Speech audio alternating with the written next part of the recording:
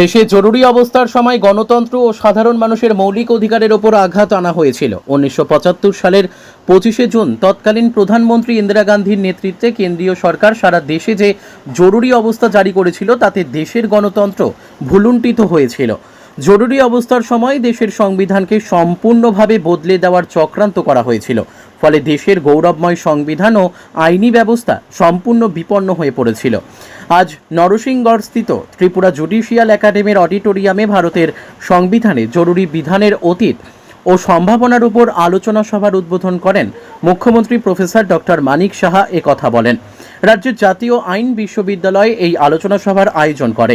আলোচনা সভায় মুখ্যমন্ত্রী আরও বলেন, 1975 সালে জরুরি অবস্থা জারি হওয়ার ফলে দেশের গণতান্ত্রিক কাঠামো ও নাগরিক অধিকারগুলোর ওপর গভীর প্রভাব পড়েছিল।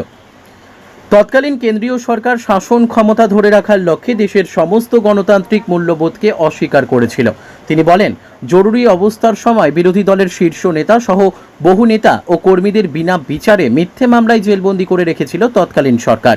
মুখ্যমন্ত্রী বলেন, সংবাদ মাধ্যম হচ্ছে গণতন্ত্রের চতুর্থ স্তম্ভ, কিন্তু জরুরি অবস্থার সময় সংবাদ মাধ্যমের ওপরও কঠোর নিয়ন্ত্রণ আরোপ করা হয়েছিল।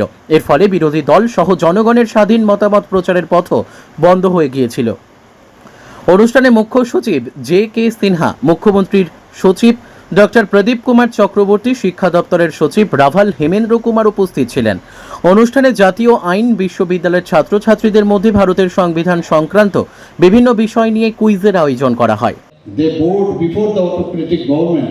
However, there were a few honorable expectations like the fearless Ramnath Goenka, whose the Indian Express stood out along with a few others such as statesmen and mainstream.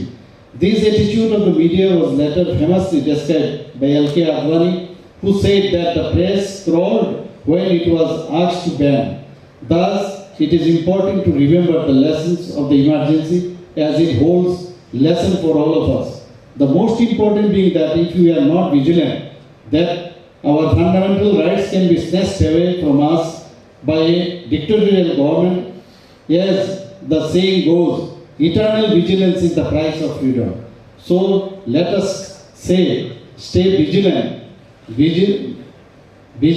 and believe the fundamental ethos of democracy, liberty and equality, and strive towards an